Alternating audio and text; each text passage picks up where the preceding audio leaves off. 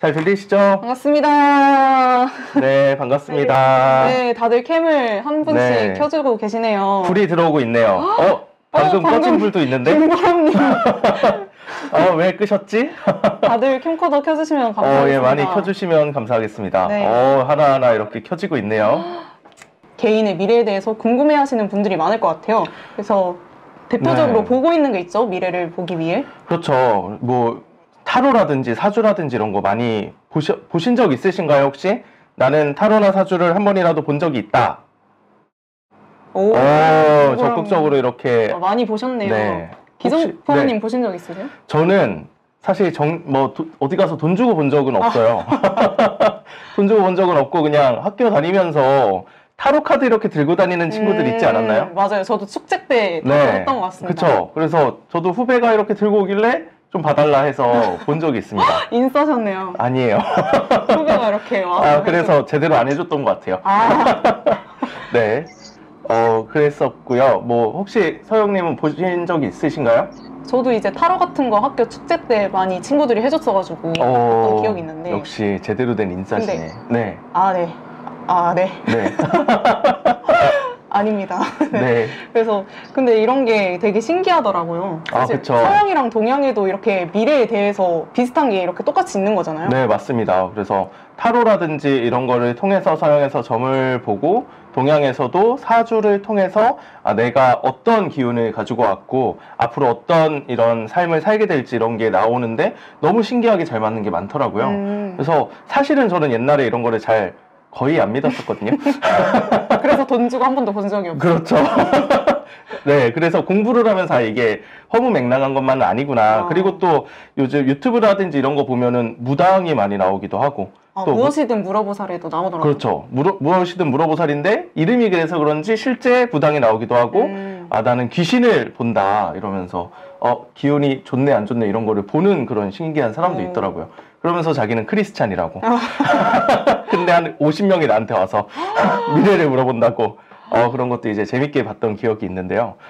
그런 거 보면은 이 인류의 역사에 있어서 샤머니즘이라든지 그런 것들이 계속해서 있어 왔는데 이게 완전히 허무맹랑한 이야기라면 지금까지 이어지지 않지 않았을까라는 생각도 들고, 또 코로나가 터졌을 때도 병이라든지 이런 것들을 조심해야 된다라는 말을 하는 그런 많은 사람들도 있는 거를 보면은 이게 어느 정도 이렇게 우리가 알아봐야 되지 않을까라는 생각이 들고요. 또 보면 샤머니즘 같은 걸 보면 우리나라엔 무당이라든지 그리고 서양에서는 타로 같은 거라고 볼 수가 있겠죠. 신점. 그래서 그런 것들은 신도를 통해서 신을 통해서 이제 직접적으로 내가 그런 가르침을 받아서 이렇게 알려주는 거라면 사주라든지, 그리고 서양에서는 또 별자리 이런 거 보죠. 네. 무슨 저는 별자리시죠? 양자리입니다. 양자리요? 네. 저 별자리 잘 몰라서. 양자리 어떤 자리라고 하던가요? 양자리요? 네. 잘 몰라요? 네, 4월 달에 태어났어요. 그렇군요. 4월이요? 네. 4월! 네, 이렇게. 그렇습니다. 네, 지금 들으셨죠? 네. 커피 하나씩 이렇게. 농담, 죄송합니다. 네, 양자리, 물병자리, 이런 식으로 해서 별자리, 12 그런 별자리를 통해서, 내가 태어난 이제 별자리를 통해서, 달을 통해서, 그리고 한 가지만 보는 게 아니라 내가 태어났을 때 해가 위치한 그 별자리와 달이 위치한 별자리를 같이 봐야 된다고 하더라고요. 그래서 그걸 봤을 때 나의 내면과 외면을 이렇게 볼 수 있는 그런 것들을, 이런 것들이 동양에서 말하는 사주와 굉장히 또 비슷하지 않나라는 생각이 들었습니다. 네. 그래서 그런 신도적인 부분과 입법적인 부분을 같이 봤을 때 이런 미래에 대해서 제대로 알 수 있지 않나라는 생각이 들고요. 입법적으로 봤을 때 가장 이 입법에 대해서 정말 공부를 많이 하셨던 분이 계세요. 혹시 소강절이라고 들어보셨나요? 네, 저는 들어봤죠. 그렇죠. 여기 줌에 계신 분들은 혹시 들어보셨나요? 나는 못 들어봤다. 동그라미 둘 다 마셨습니다. 역시 다 들어보셨죠. 네.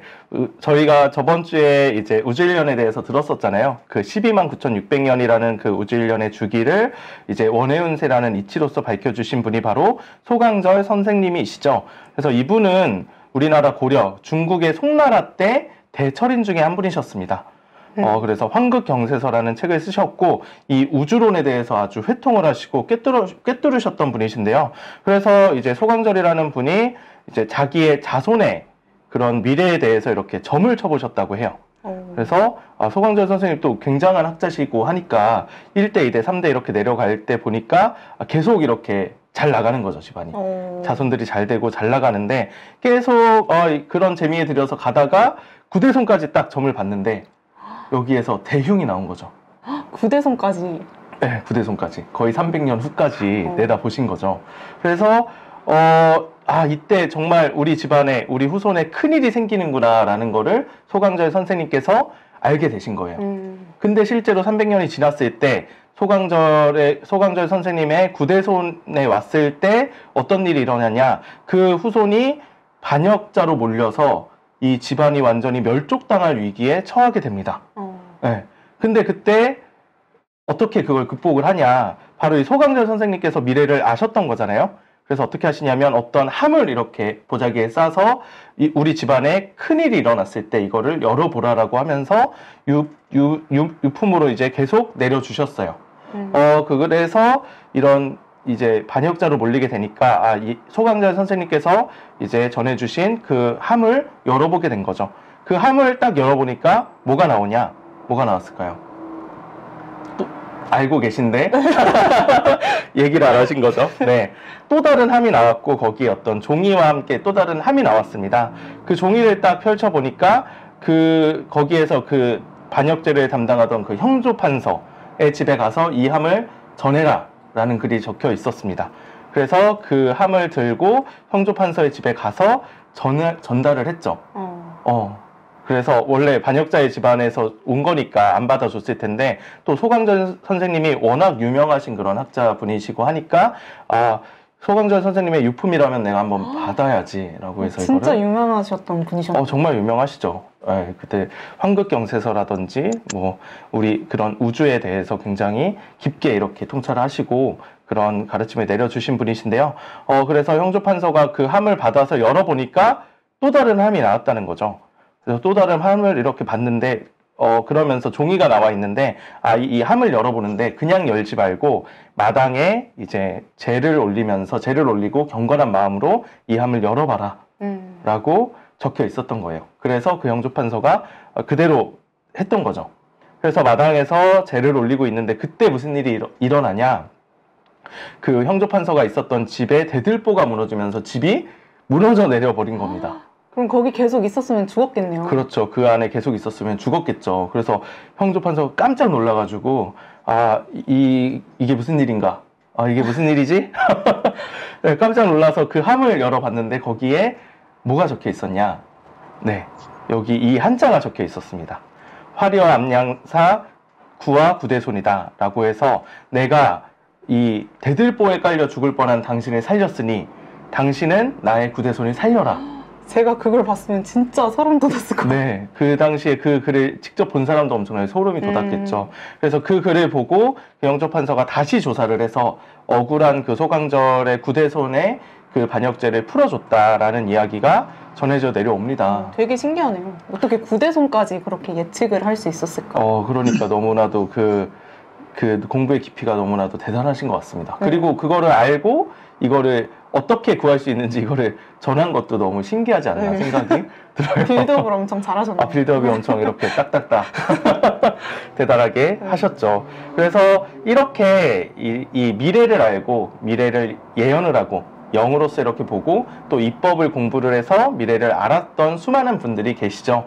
그래서 그분들이 단순하게 우리들처럼 우리 속물근성 글이 올라왔었는데 속물근성이 아니라 다른 인류를 위해서 이 미래를 알려야겠다라고 생각을 하고 미래를 전한 분들이 계세요. 그리고 그러면서 또 이 인류를 위해서 수많은 봉사를 하셨던 그런 분들도 많이 계시죠. 그래서 우리가 예언이라고 하면 예언가라고 하면은 대표적으로 생각나는 분들이 많이 있죠. 근데 이것도 예언인가 예언가인가라고 했을 때 좀 애매한 게 있습니다. 그쵸? 네. 예, 바로 종교 같은 경우도 그분들이 영적으로 또 입법적으로 이 우주의 입법을 알아서 미래를 전하고 그리고 인간이라면 어떻게 살아야 하는지 이제 그런 가르침을 내려주시면서 미래를 전하고 앞으로 다가올 미래를 어떻게 준비를 해야 하는지 앞으로 어떤 세상이 펼쳐지게 되는지 이런 이야기들을 모든 종교에서 사실 비슷하게 이야기를 한 부분들이 있죠. 네. 그래서 이 종교에서 우리의 미래에 대해서 어떻게 이야기를 했는지 먼저 한번 살펴보도록 하겠습니다. 네, 먼저 불교부터 함께 살펴볼 텐데요. 이제 불교를 창시하신 분이 석가모니시잖아요. 이 석가모니께서 불교를 이렇게 도를 전할 때 말씀을 했던 그 키워드가 딱 두 가지가 있어요. 첫 번째로는 말법시대, 그리고 두 번째는 미륵 부처님에 대해서 앞으로 오실 분에 대해서 이렇게 얘기를 했었는데, 혹시 여러분 이 두 가지 단어 다 들어보신 적 있으신가요? 나 들어봤다. 네. 네. 안 들어보신 분이 꽤 계시네요. 그래서 설마. 네. 들어보셨는데 손을 안 드신 거예요. 그렇죠, 그렇죠. 네네. 네.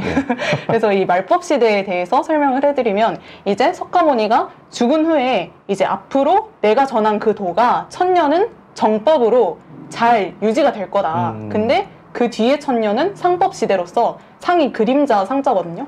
이제 내가 전했던 그 핵심 메시지는 사라지고 그냥 부처의 그림자만 남아있을 것이다. 그리고 그 뒤에 천년은 말법 시대로서 이제 그림자, 그 허울조차 남아있지 않는 그런, 너무나도 불법이 쇠퇴해서 인류가 구원을 위한 그런 새로운 법도를 필요로 하는 대전환기를 이제 말법 시대라고 석가모니는 얘기를 했습니다. 그래서 함께 그 내용을 보면, 나의 법에서 힘싸움과 말다툼이 일어나 깨끗한 법은 없어지리라. 말법 시대에 들어서면 태양도 달도 그 빛을 볼 수 없게 되고 별들의 위치도 바뀌리라. 고약한 병들이 잇따라 번진다. 국내와 외국에 전쟁이 일어나며 온 대지가 진동하고 온갖 역병이 창궐을 한다라고 이 말법 시대에 대해서 네. 설명을 해주고 있습니다. 저 전쟁이라든지 전염병이라든지 이런 온갖 병들이 또 지금 생겨나고 있는데. 네, 그러면은 혹시 지금은 정법, 상법, 말법 중에 어느 시대일까요? 혹시 나는 이 시대인 것 같다 하시는 분들 채팅창에 한번 남겨주시겠어요? 네. 말법 시대 같네요. 네. 네. 네, 많이 맞습니다. 올려주시네요. 네. 지금은 이제 석가모니 부처님께서 사후 3000년이 지난 말법 시대에 와 있습니다. 그리고 이 말법 시대에 인류를 구원하기 위해 오시는 부처님을 바로 미륵 부처님이라고 말을 해주셨는데요. 그래서 그 내용을 보면, 말법의 이때에 미륵 존불이 도솔천에서 문득 성령으로 감림하시어 탁태하여 다리 찬 뒤에 탄생한다. 샹커라는 법왕이 출세하여 정법으로 다스려 칠보를 성취하니 무기를 쓰지 않고도 자연히 전 영토에서 항복을 받게 된다. 그때는 기후가 고르고 사시가 조화되며 인심이 골라서 다 한뜻이 되는 울단원의 세계가 온다. 그리고 이 미륵 부처님이 인간으로 오는 그 궁극적인 목적이 바로 부모와 친척, 그리고 여러 사람들을 거두어서 성숙해 하려는 것이다 라고 이렇게 화엄경과 미륵 하생경에 잘 나와 있습니다. 네, 정말 빨리 그 시대가 왔으면 좋겠네요. 네. 여름에 덥지 않고 겨울에 춥지 않겠네요. 그러게요. 그 시대가 왔으면 좋겠는데, 네. 그렇다면 석가모니 부처께서 전한 그 불교도의 궁극적인 결론이 뭘까요? 뭘까요? 단순히 이 말법 시대, 세계가 진멸하는 그 말법 시대에 단순히 머리 깎고 산에 들어가서 뭐 내 마음을 닦아라, 이게 불교도의 결론일까요? 혹시 아니겠죠? 네. 기성포원님은 이제 뭐 자손들이 다 있고 할 때 내가 정말로 전해주고 싶은 말들이나 그런 생각들을 어느 때 가장 전해주고 싶으세요? 죽기 전이지 않을까요? 네, 그래서 네. 석가모니 부처님께서도 이제 자신이 죽기 전에 자신의 아들 라울라랑 그리고 여러 수석 제자, 가섭, 빈두타, 군도 발탄 등 여러 수석 제자들을 모아놓고 마지막 유언을 남깁니다. 거기서 무슨 말을 했냐? 차처지명은 도솔타천이요, 금차 천주지명왈 미륵이니 여당 귀의하라, 이 말을 합니다. 이 말의 뜻이 뭐냐? 이곳의 이름은 도솔타천이다. 그리고 이 하늘의 주님은 미륵이라 부르니 너희들은 지금 내 도를 닦아서 열반에 들지 말고 앞으로 말법 시대에 오는 미륵 부처님의 도를 닦아서 미륵 부처님께 귀의를 하고 그때 열반을 들어라. 이 말을 마지막 자신의 아들과 수석 제자들에게 가장 진실된 그런 한마디 법을 전하고 있었습니다. 네, 그래서 네. 결론적으로 이제 미륵 부처님이 앞으로 이 세상에 말법 시대에 오신다라는 게 그리고 너희들은 이제 그 미륵 부처님께 귀의하라, 이 여당 비위가 이 석가모니 부처님께서 전한 그 도의 결론이라고 할 수 있다고 생각을 합니다. 네, 불교하면 단순히 그냥 산에 들어가서 공부하고 이런 것만 생각을 했는데 네. 실제로 그러한 가르침이 있다는 사실이 엄청 놀라운 사실이지 않은가 생각을 합니다. 그리고 또 기독교에 대해서도 보게 되면은 기독교에 대해서도 많이 아시죠? 뭐 우리나라의 교회가 엄청나게 많고 한데 그 기독교에 예수님께서도 앞으로 오는 새 세상에 대한 이야기를 전해 주셨습니다.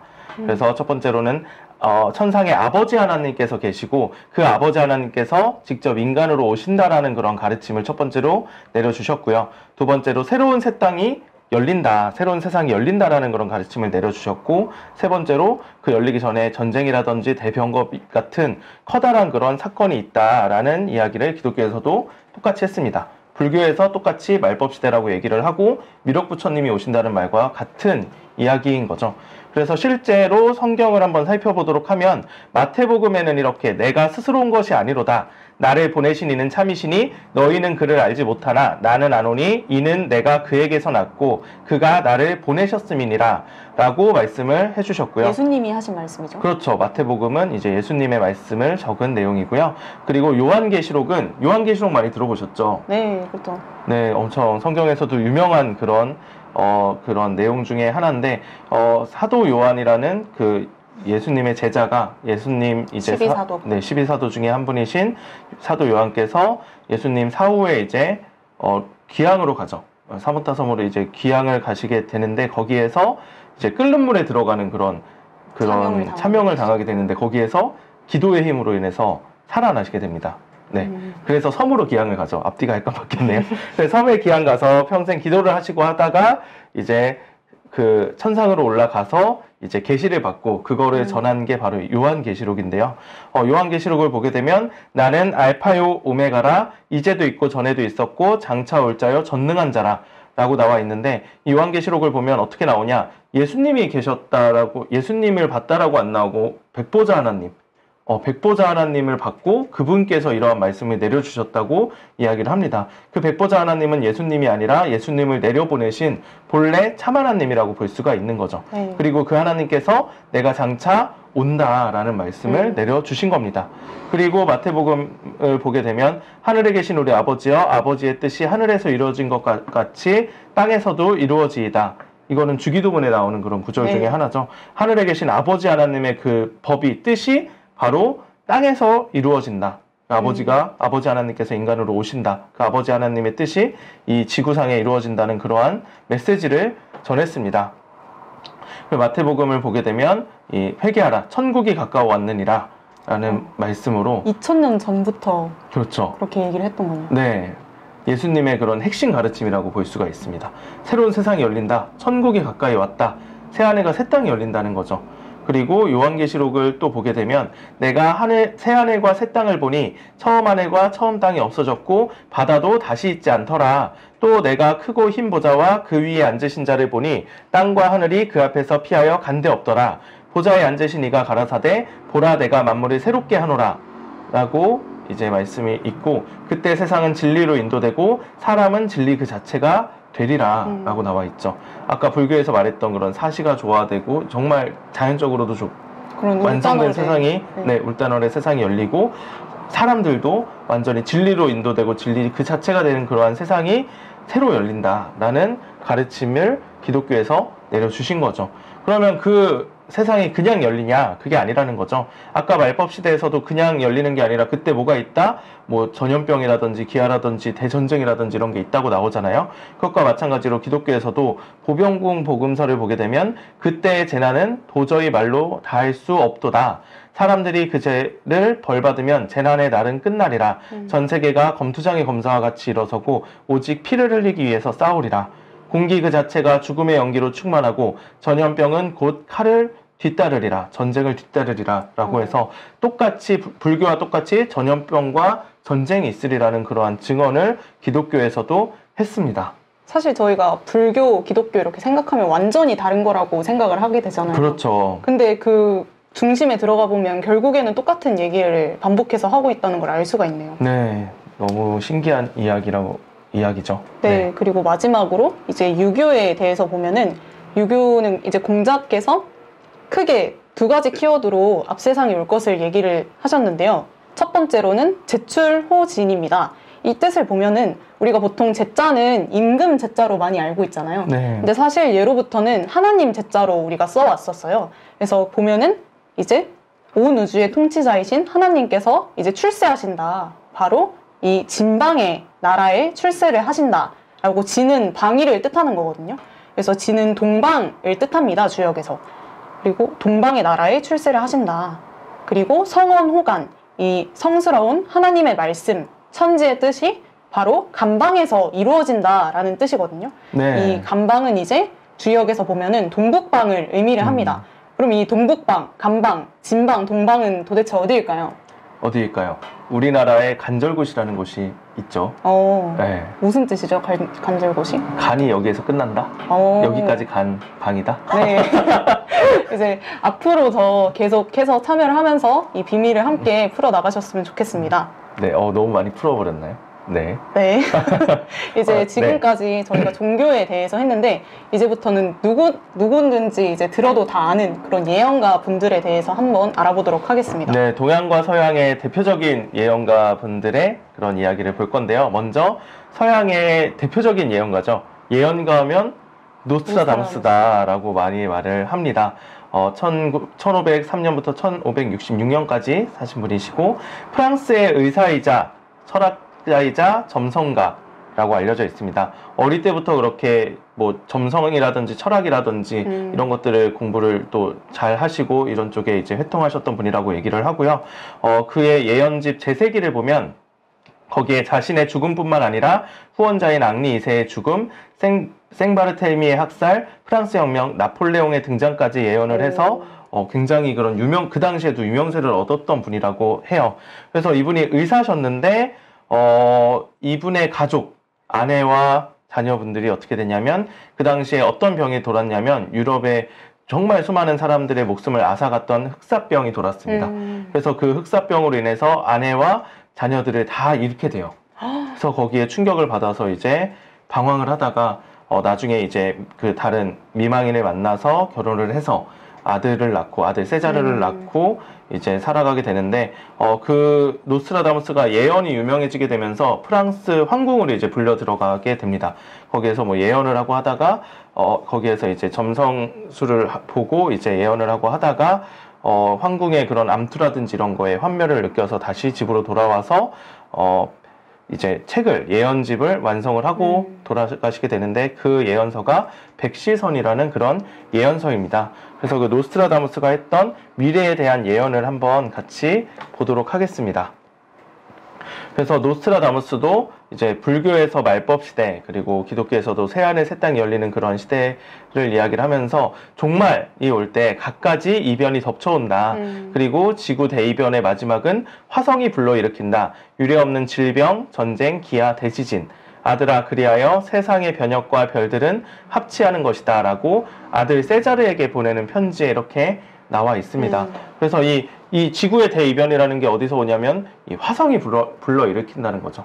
그래서 신기하네. 그런 점성학, 이 별로부터 오는 그러한 그 기운이라든지 이런 것들을 보고 앞으로 어떠한 미래가 펼쳐지는지를 이야기를 한 거고, 또 이 화성에 또한 비밀이 있는데요. 네, 그거는 또 다음 시간에 더 자세히 또 알 수 있는 그런 시간을 가지도록 하겠습니다. 인도 소년도 별자리 그렇죠. 보고 이렇게 예측을 하는 거잖아요. 네, 인도소년 예언 다 보셨죠? 한번 나중에 찾아보셔도 좋을 텐데, 뭐 목성이라든지 화성이라든지 그 위치에 따라서 지구에 어떤 일이 펼쳐진다라는 것을 정확히 맞춰서 너무나도 놀라운 그런 신기하네요. 놀라움을 줬죠. 네, 맞습니다. 그 노스트라다무스도 마찬가지로 이 하늘의 그런 변화를 바탕으로 이 예언을 했다는 것도 알 수가 있는 거죠.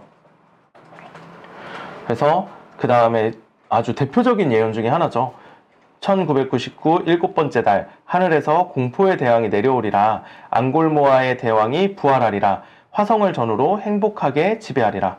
이 화성을 또 이야기를 하죠. 그리고 아까 이 위에 있는 1999 일곱번째 달이라는 이것 때문에 옛날에 1999년에 종말론이 돌았다고 이야기를 해요. 제가 1999년에 태어났거든요.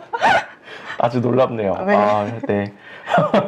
네, 그래서 종말론이 돌았다고 하는데, 사실은 이 9라는 숫자는 프랑스어로 이제 조금 다르게 표현을 했습니다. 그래서 19에 9에 9로 표현을 했다는 거죠. 그래서 1999년이 아니라 이 19와 9와 9 숫자의 10이 되기 전에 마지막 그런 숫자죠. 분열의 끝에 있는 그러한 의미를 얘기를 하는 거고요. 여기에서도 이제 7번째 달과 화성이 나와 있잖아요. 네. 그런데 7이라는 숫자가 동양에서 오행에서 불화자, 이칠화를 뜻하게 됩니다. 화성도 그렇죠. 연결이 되죠. 헉, 신기하다. 네. 이 화라는 거는 봄, 여름, 가을, 겨울 중에 바로 여름이죠. 여름이겠죠. 지난 네. 시간에 했죠. 네, 지난 시간에 기억나시죠? 네. 네. 이 여름철의 끝자락을 이야기를 했던 거죠. 이 여름철이 끝났을 때 끝나기 전에 앙골모아 대왕, 동양에서 온 그런 새로운 지도자가 부활을 하게 되는 거고요. 그리고 이 여름철이 끝나고 새로운 세상이 열리게 된다라는 그러한 예언이 바로 이 원래 1999년의 예언, 종말론 예언의 비밀이라고 이야기를 할 수가 있습니다. 나온 여름은 단순히 지구의 여름이 아니라 우주의 여름이죠. 그렇죠. 우주의 여름, 우리가 지금 살아가고 있는 우주의 여름철이라고 이야기를 할 수가 있습니다. 네. 네, 저번 주에 다 들으셨죠? 그리고 또 재밌는 게 있는데요. 떠나라 떠나라 모두 주네브를 떠나라. 황금의 사투르누스가 쇠로 변하리라. 레이포즈에 반대하는 자는 모두 절멸되리라. 그 전에 하늘은 징조를 보이리라. 라는 예언이 있는데요. 주네브라는 것은 이제 제네바라고 얘기를 하는데 대도시라고 얘기를 해요. 대도시를 떠나라 라는 그러한 뜻이라고 이야기를 하고요. 여기에서 알 수 없는 얘기들이 있죠. 황금의 사투르누스와 쇠 그리고 레이포즈에 대해서 알면은 이것도 아까 이야기했던 그런 우주일련을 보게 되면 정확하게 이해를 할 수가 있습니다. 그래서 이 사투르누스는 토성을 뜻한다고 해요.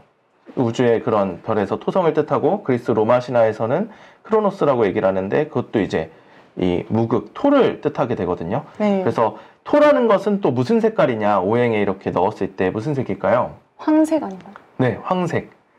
바로 황금색 그 황색과 토 연결이 되죠. 이 토를 이야기를 하는 거고요. 그리고 쇠로 변환이라는 마찬가지로 금 목화토금수 중에 금이죠.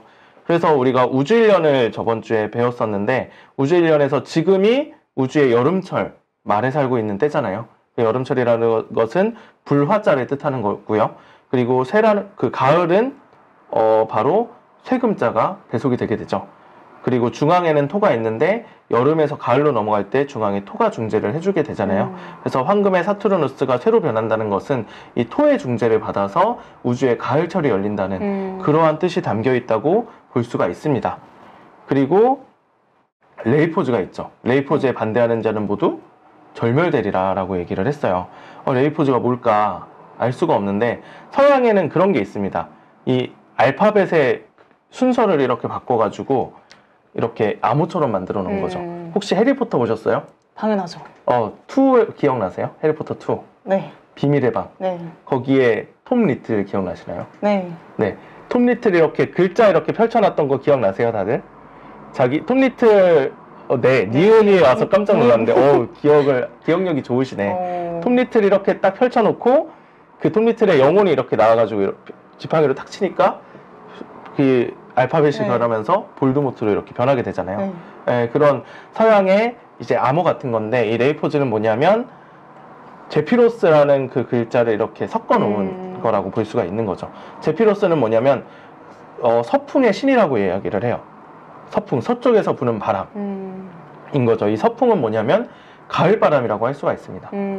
가을바람이라는 건 뭐냐? 바로 이 여름철에서 가을이 지금 오게 되는 건데 그 가을에 이 바람을 이제 거부하면 안 된다는 거죠. 네.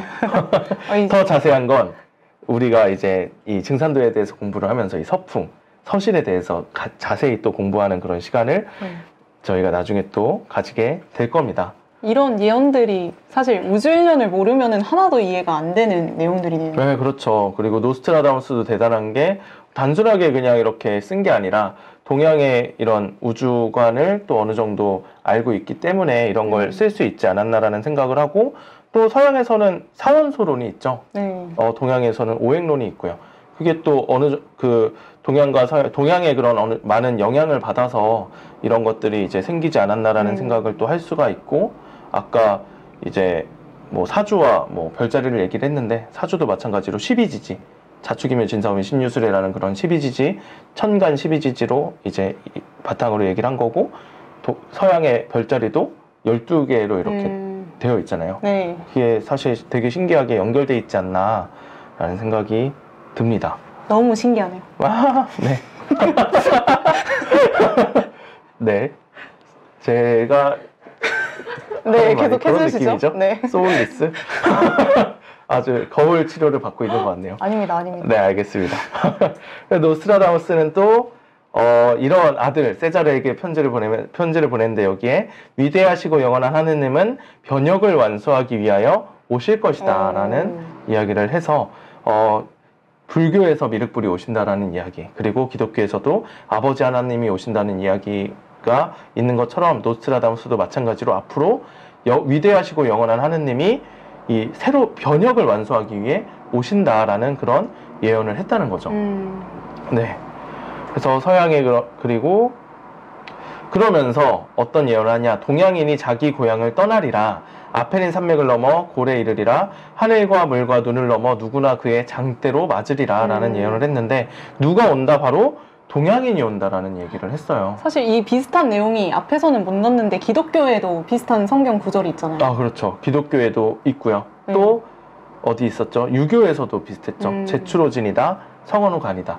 동방과 그런 동북방에서 말씀이 완성이 된다라고 되어 있는데, 마찬가지로 노스트라다무스 그리고 기독교에서도 동방을 이야기를 합니다. 동양인이 자기 고향을 떠나서 세계를 구원하러 이렇게 온다는 거죠. 그리고 그들이 누구나 그의 장대로 맞으리라. 이런 장대라는 문제가 있는데, 이것도 저희가 더 이제 공부를 하다 보면은 이 장대의 비밀도 알 수가 있습니다. 네. 지금 다 알려주면 너무 재미없죠. 네. 너무 한 번에 알려줘도 안 됩니다. 책을 또 읽어보시면은 이 비밀을 또 아실 수가 있을 거예요. 네. 네. 지금까지 이제 서양 대표 예언가에 대해서 알아봤는데요. 그럼 이제 동양에도 대표 예언가가 계실 텐데, 바로 격암 남사고라는 분이십니다. 이제 이분은 조선 중기의 학자이며 역학, 참의, 감여, 뭐 천문, 지리, 관상, 복서의 여러 학문에 이렇게 통달을 하셨다고 알려져 있는데요. 이분이 이제 임진왜란 발생하는 거랑 이제 동인과 서인, 뭐 분당 싸움, 그리고 선조 즉위 등 이러한 미래들을 예언을 하면서 명성을 얻으셨다고 해요. 네, 그리고 또 사셨던 때가 노스트라다무스가 계셨던 때랑 굉장히 비슷하네요. 네, 네네. 너무 신기하더라고요, 이런 부분이. 그리고 이제 조선 당시에는 이제 조선 민중이라면 누구든지 다 한 번쯤은 읽어봤었던 그런 예언책이 있는데요. 그게 바로 정감록이라는 책입니다. 근데 이 정감록이라는 책에 이 격암 남사고 선생님께서 쓰신 격암유록이 포함이 되어 있어요. 그래서 거기 그 격암유록에 보면 이런 구절이 있는데, 앞으로 우리나라에 큰 환란이 3번이 있다라고 예언을 하셨습니다. 그래서 이 구절에 대해 함께 알아볼 텐데요. 일단 첫 번째 환란은 뭐냐? 바로 임진왜란에 대해서 말씀을 하십니다. 그러면서 단순히 환란이 있는 것만 예측을 한 게 아니라 내가 어떻게 하면 죽고 어떻게 하면 살 방도를 알 수 있는지, 그런 거에 대해서 세세하게 적어두셨는데요. 먼저 임진왜란이 터지는데 앞으로 사라자수, 그 임진왜란에서 나를 죽이는 건 뭐냐? 바로 여인대화가 인부지라, 여인이 이제 별을 이고 있는데 그거는 사람을 몰라서 죽게 된다. 이제 이 한자의 뜻을 자세히 살펴보면은 이제 사람 인자에 앞에 여인이 사람 여자를 깔고 있고, 그 여인이 별을 이고 있는 모양이다. 이게 무슨 한자죠? 왜? 네. 왜? 우리 외나라 할 때 이제 임진왜란이 임진년에 외나라 사람들이 우리나라를 쳐들어온 게 임진왜란이잖아요. 네. 그래서 이 나를 죽이는 게 바로 외나라 사람들이다. 근데 이 사람을 몰라서 죽는 거다 라고 말을 했고, 그렇다면 화라자수, 나를 살리는 건 뭐냐? 18가공이라고 했습니다. 이 18가공에 대해서 살펴보면은 10에다가 8을 더하고 그 옆에 공을 쓰면은 이게 무슨 한자일까요? 송?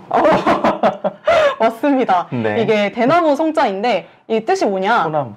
소나무 송자인데 뜻이 뭐냐? 바로 그 당시 우리나라를 지원을 해줬던 송나라 군대의 그 장수였던 이여성에 대해서 말을 했던 겁니다. 네.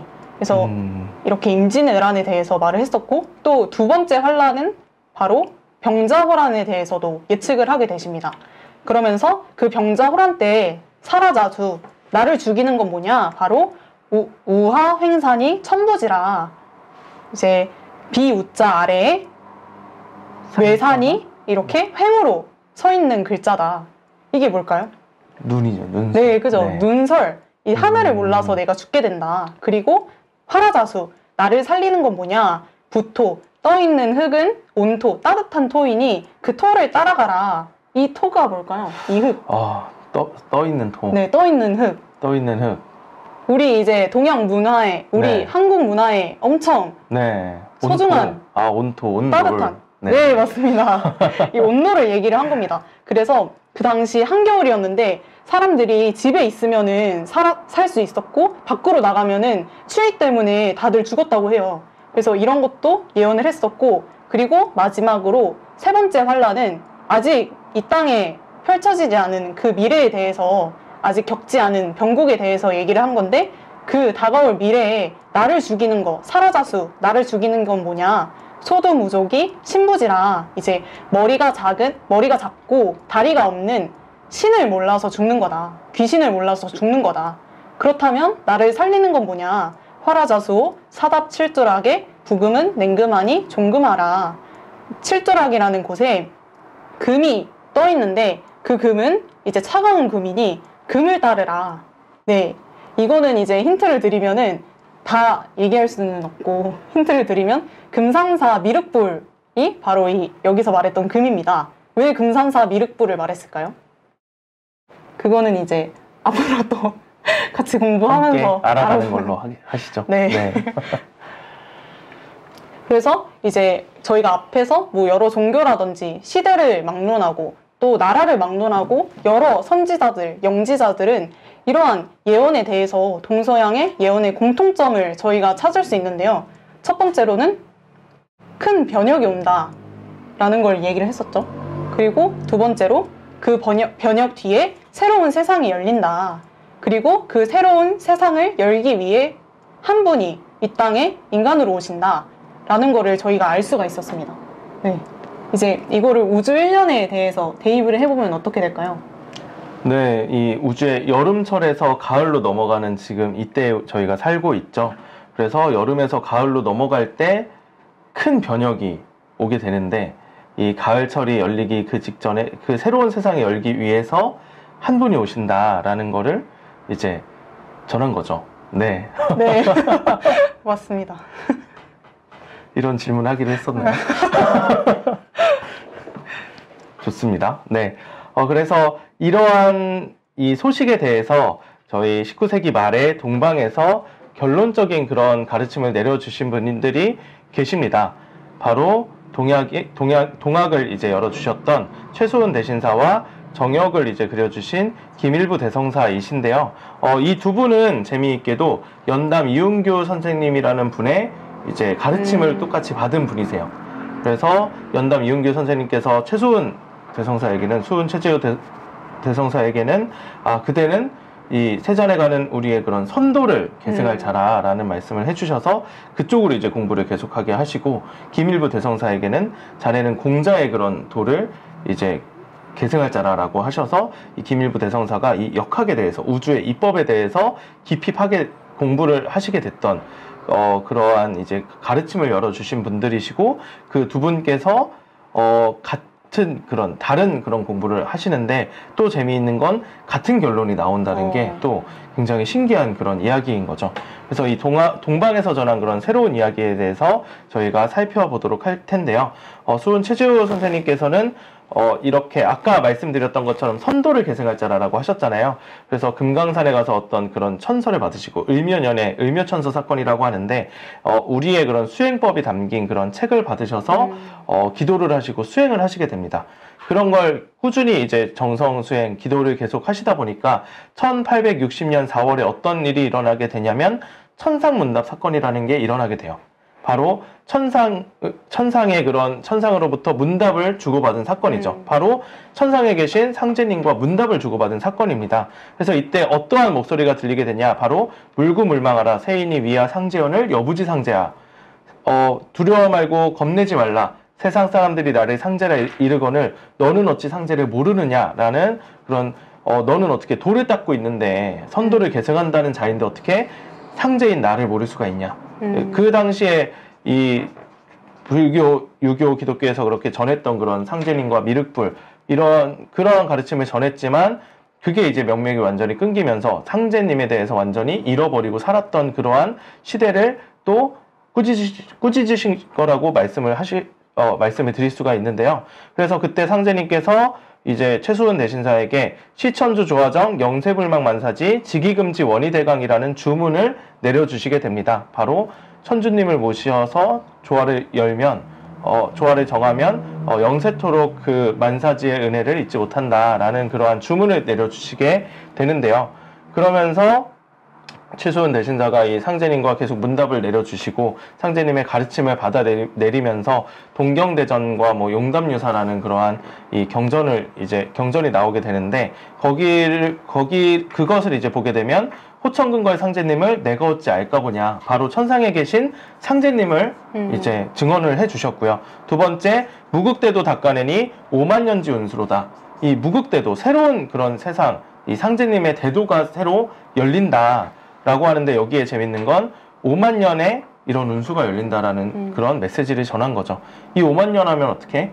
저번에 저희가 우주일련을 배웠었죠. 우주일련을 공부를 했었는데 우주에 저희가 봄, 여름철을 살아왔는데 이 봄, 여름철이 바로 선천 5만 년이라고 해서 5만 년의 시간 동안 저희가 그 봄, 여름의 시간에 살았고 후천 5만 년이라고 해서 가을에 새로운 세상이 열리는데 그 세상이 바로 5만 년 동안 이어진다는 거죠.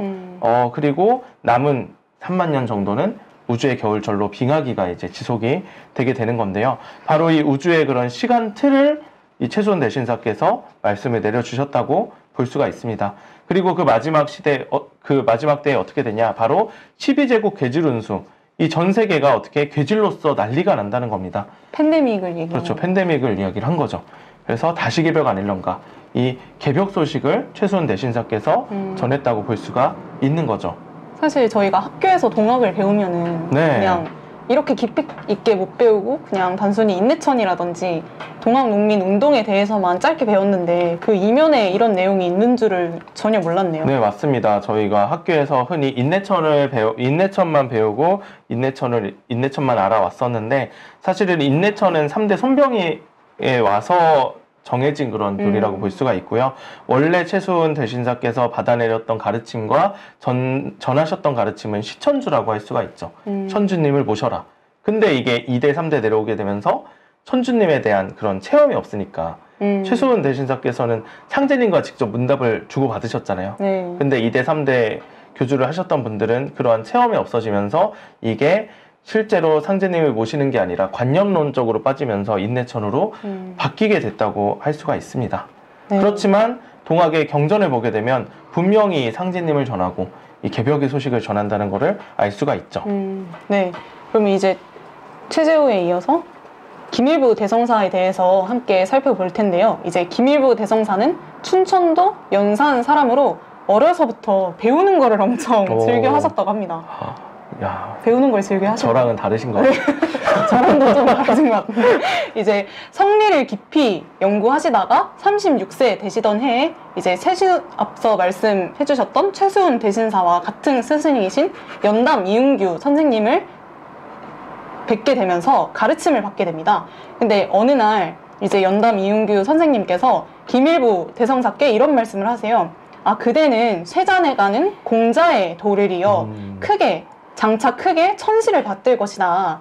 이 말을 듣고 이제 김일부 대성사께서 서전이라든지 주역을 많이 읽으면서 공부를 해나가면서 공부뿐만 아니라 향적산이랑 은진미륵에 찾아가면서 기도 공부를 하셨다고 해요. 그러면서 아까 이제 최수은 대신사께서는 을묘천서 사건으로 을묘 그 책을 받으면서 기도와 수행의 요법이 담긴 책을 받으셨다고 했는데 김일부 대성사는 이제 영가무도의 법이라고 해가지고 거기에도 마찬가지로 우리 본래의 수행법을 담고 있는 그런 명상 수행을 통해서 수행 공부와 역철학 공부를 동시에 공부해 나가셨다고 합니다.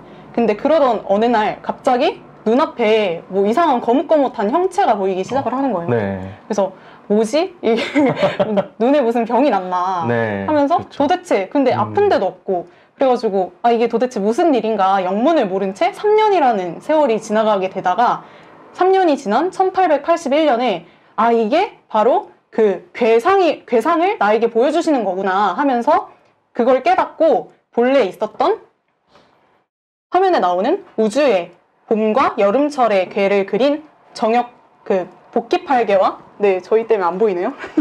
복귀팔계와 이제 문왕팔계에 이어서 앞으로 다가오는 우주의 가을 세상을 그린 정역팔계를 이 김일부 대성사께서 완성을 하시게 됩니다. 그리고 이 괴를 다 완성한 순간 공자가 눈앞에 헌신을 하셔가지고 아 내가 일찍이 하고자 하였으나 이루지 못한 것을 그대가 이루었으니 참으로 장하도다 하면서 일부라는 호를 이 김황 선생님께 내려주게 돼요. 그래서 이윤규 선생님께서 그대는 세잔에 가는 공자의 도를 이어 천시를 받을 것이다 라고 했던 게 그대로 이렇게 이루어지게 된 거죠. 그러면서 네 정역의 결론으로 무슨 얘기를 하고 있냐, 바로 수견 용화 세월금고 누가 이제서야 용화의 낙원 시대를 이 세상에 열게 하는고 하면서 용화 세계를 얘기를 하고 있습니다. 네. 네, 그리고 1월 광화해여 유리세계로다. 세계해여 상제 조림이로다. 해와 달이 빛나고 빛나니 낙원세계로 화하는구나. 극락운수 맞이한 세계여 상제님이 눈부신 성령의 빛으로 강세하시도다 라고 하면서 앞서 말했었던 여러 종교와 그런 성지자들이 얘기를 했던 이 상제님께서 직접 강세를 하신다는 거를 말씀을 해주고 계시죠. 그리고 또 정역에 보면은 우주의 조화 세계를 고요히 바라보니 하늘의 조화 공덕이 사람으로 오시는 상제님을 기다려 이루어짐을 그 누가 알았으리 라고 말을 하면서 이 상제님께서 인간으로 오셔서 여시는 그 용화낙원의 세계를 정역에서 또 얘기를 하고 있다는 것을 저희가 알 수 있습니다. 그래서 앞서서 수많은 영지자들이나 똑같이 아버지 하나님이 이 땅에 오신다, 미륵 부처님이 인간으로 강세하신다, 이것을 강조를 해오셨는데 그 기도에 그 말했던 힘의 결론으로서 네, 상제님께서 직접 1871년에 인간으로 증산이라는 존호를 가지고 이 세상에 오시게 됩니다. 네, 그래서 불교, 유교, 기독교 그리고 수많은 영지자들이 이야기를 했던 한 분이 오신다라고 똑같이 이야기를 했는데 그 한 분께서 바로 증산이라는 존호를 가지고 직접 이 땅에 인간으로 강세를 하셨다는 거죠. 그래서 그 상제님께서 어떤 말씀을 하셨냐, 이제 증산도 도전이라고 증산 상제님의 그런 말씀과 행적이 담겨 있는 그러한 도전이 있는데요. 그 도전의 2편 40장을 보게 되면 예수를 믿는 사람은 예수의 재림을 기다리고 불교도는 미륵의 출세를 기다리고 동학신도는 최수훈의 갱생을 기다리나니 누구든지 한 사람만 오면 각기 저의 스승이라 하여 따르리라. 예수가 재림한다 하나 곧 나를 두고 한 말이니라. 공자석가 예수는 내가 쓰기 위해 내려보냈느니라 라는 말씀을 내려주셨습니다.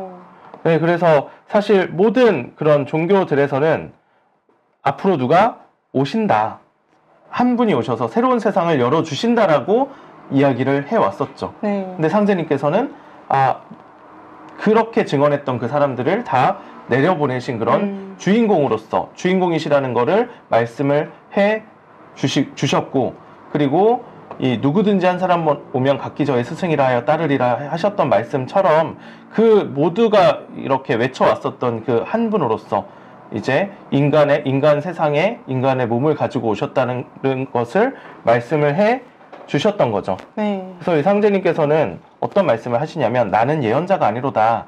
나의 일은 세상 운수를 미리 말함이 아니요 오직 천지공사의 도수로 정하여 내가 처음 짓는 일이니라라는 말씀을 해 주셨습니다. 그래서 지금까지 그런 성자라든지 영지자들은 어떻게 앞으로 어떤 일이 일어날 것이다라는 그런 예언을 했던 거죠. 미리 말을 했었던 것인데요. 상제님께서도 미래에 대해서 말씀을 해주셨습니다. 근데 그 미래는 이 지금까지 말했던 그런 성자와 영지자들과 틀이 다른 거죠. 왜냐?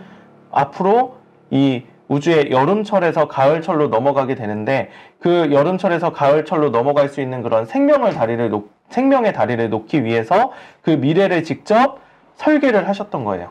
설계를 하시고 이 우주의 가을철로 우리가 넘어갈 수 있도록 그러한 준비를 하시고 이제 그것을 다 틀을 짜 놓으셨다는 거죠. 그래서 상제님께서는 이제 하늘도 뜯어고치고 땅도 뜯어고쳐 물샐 틈 없이 도수를 굳게 짜 놓았으니 제 한도에 돌아닿는 대로 새 기틀이 열리리라 라는 말씀을 해주시면서 물샐 틈 없이 도수를 굳게 짜 놓았다. 앞으로 다가올 그런 미래를 물샐 틈 없이 그렇게 짜 놓으셨다는 거죠. 그래서 이 여름철에서 가을철로 넘어갈 때 아까 모든 종교에서 말을 했었죠. 대환란이 있다. 전쟁이 있다. 병이 있다. 정말 우리가 그 여름에서 가을로 넘어가기 그런 힘든 그런 사건들이 앞에 이제 있는데 그런 것들을 모두 극복을 하고 실제로 우리가 우주의 가을철로 넘어갈 수 있는 그러한 길을 열어주신 게 바로 상제님께서 하신 일이신 겁니다. 그래서 오늘은 이 상제님께서 구체적으로 어떻게 그런 미래를 짜셨는지는 이제 구체적으로 이야기는 할 수 없지만 저희가 앞으로 증산도를 또 공부를 하고 하면서 자세히 상제님께서 어떤 미래를 열어주셨는지 그리고 우리가 어떻게 그 미래를 열어나가야 하는지에 대해서 또 앞 시간에 앞으로 다가올 시간에 또 공부하는 시간을 가지도록 할 텐데요. 네. 네. 하죠. 네. 네. 그리고 또 다 같이 계속 하실 거죠? 네. 와. 네.